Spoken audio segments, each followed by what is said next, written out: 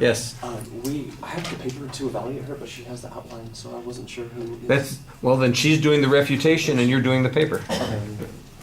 Completely separate assignments. Okay, just making sure. No problem. Supposed to be doing that too? Only if you got an evaluation rubric. Let's not get them one. Well, somebody's taking care of you. Yeah. Don't tell me what to do. Okay. Whenever you're ready. Sorry. Good morning, everyone. I'm Liann, and today I'm here to talk to you about online classes. So my claim here today is that online classes are less effective than traditional classes. So what I mean by traditional classes is that what we're here now, you're going to school, you're in class, you're face-to-face with your professor. And what I mean by less effective, that online classes are less effective than what we have here, is that you don't have this connection with your professor or other classmates. So you're less likely to achieve your student learning outcomes. So today I have 3 points that I want to talk about. The first one being online instruction results in less clarity about course material. And second is keeping track of due dates is more complicated with an online course. And lastly, that instructors are often unprepared to effectively teach online. So back to my first point, that online instruction results in less clarity about course material. So oftentimes, based on my personal experience, I usually get a long syllabus of what is expected from you, just kind of thrown at your face. Everything you have to know about the class is all online, right in your face, right there in the first day. So what that kind of results to is that students feel like they can't ask questions, they don't ask questions, and then they're often unclear. And in an article by Anna Nee on comparing the effectiveness of classroom and online learning, she says that it is often through conversation, discourse, discussion, and debate among students and between instructors and students that a new concept is clarified, an old assumption is challenged, a skill is practiced, an original idea is formed and encouraged, and ultimately a learning objective is achieved. And that is opposed to where online classes, you're using discussion boards, you have little chat rooms that you can use, and through email, so it's just all typed up stuff that you're not getting, your real answers, or you can make sure you really understand something.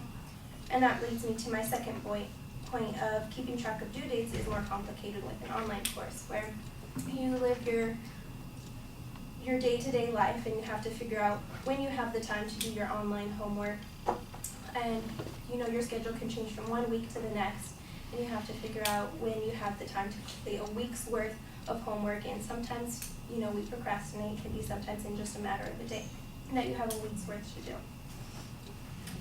So that's a struggle too. And then that leads me to my third point, that instructors are often unprepared to effectively teach online. And like I said in the first quote, that the teachers and students have to learn how to communicate with one another. So it is hard to explain everything in just a PowerPoint or just notes online, or even just through a very wordy textbook that we most don't want to read. So they can leave out important details, professors can leave out those important details that you need to know, leaving you again confused and unsure about what you're really learning. And in another article on online strategies for engaging in online education by Brent Hedge, he says that one of the most significant issues in facing instructors designing and teaching online courses is the temptation to simply replicate as nearly as possible the traditional classroom model. So what we're getting here, in especially this speech class, you're not going to be able to learn online. You're not doing a speech like this online, unless you can post it or something, but you won't get the same amount of hands-on doing it like we are today. And so if students are hesitating to ask questions, then they are forced to figure out that, maybe you can ask, other students and your teachers. But sometimes you feel like you're just too scared to even ask. You'd rather just try and figure it out on your own, and then that just gets even more complicated. And in one last article by Diana Murr on adapting online education to different learning styles, she says that when writing curriculum for the online classroom or even teaching in a traditional environment, It is as important as knowing how a teacher teaches as well as how a student learns. Only by balancing the two of them can educational goals be realized. So once some time into the semester goes, you learn how your teacher teaches, and then you start to figure things out. But that doesn't mean that the complications of understanding the course material doesn't go away. So it can still be really confusing.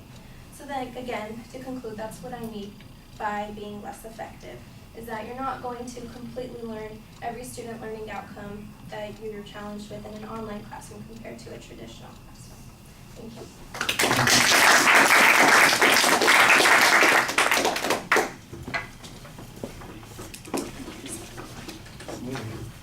Thank you.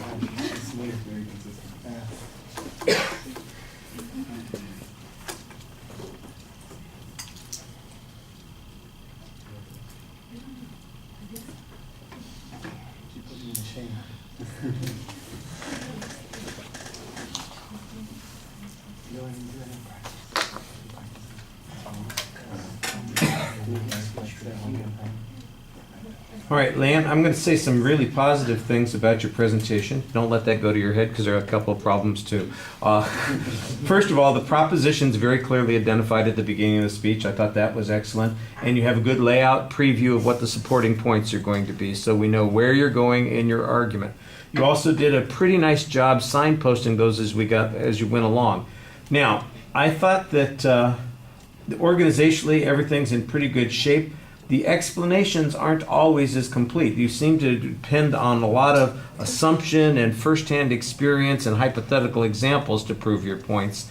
And that's where I think that the problems come in. All right, so it's not that you don't have a clear argument. You've got a very clear argument. So now you have to prove it a little bit more. And I thought it was vague. So for instance, when you say that the information's not very clear on that first point, you use your personal experience on that. I don't know that your experience is all that generalizable. I did think that you had a nice authority that you quoted on that particular point that was helpful. But I'm still not sure why it is that discussion boards and chat rooms can't produce the same kinds of outcomes. And especially when you're talking about effectiveness of achieving SLOs, for instance, then there ought to be some data that shows that. There's got to be some information that suggests, for instance, the pass rates that people have if they take traditional classes versus online classes, or if there is some kind of measure of success in those classes, what their grades are, for instance. I think that would be the kind of thing that would really make that argument a little bit stronger on that point. And as it is, you kind of generically describe something that you see as being a potential problem, but I'm not sure that it's a convincing argument at that point. The second point, I think, is even more problematic. It's hard to keep track of the due dates.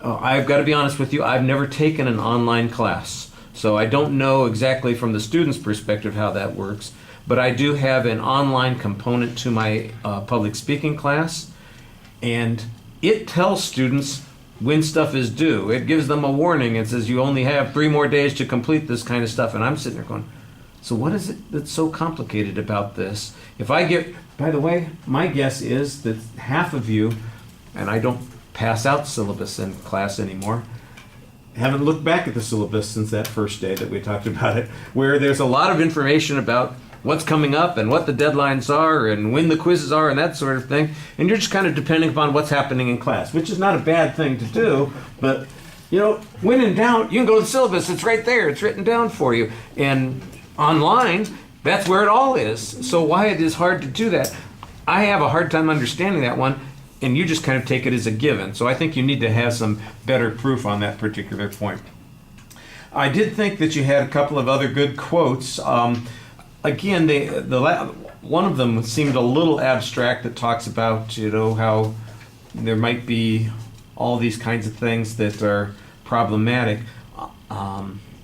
The mistake that some instructors might make is they try to replicate their classroom experience online. I like that idea. Where's the demonstration that it's less effective as a consequence? That's what I think we need to have. As it is, it seems like it's very generic. I like the hypothetical that you have here, like you wouldn't get this sort of experience in an online experience. You'd get something, but it would be different. By the way, I have resisted kicking and screaming the idea of doing our classes online.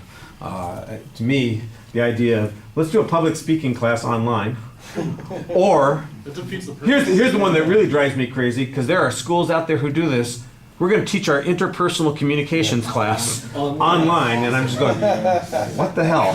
You know? Now, I'm sure that there are ways that it can work, but I don't know what all those ways are, but I don't know that it doesn't work. I just know that I think it's a little bit of a problem. But I'd need to, you know, if it was me, I'd need to see some evidence it doesn't work. So I think that that's kind of where your argument's a little bit lacking. I think you've got a very clear argument. It's well organized. You kind of explain concepts pretty well, but the proof is a little underwhelming, and that's where I think you need to do a lot more development. All right, thank you.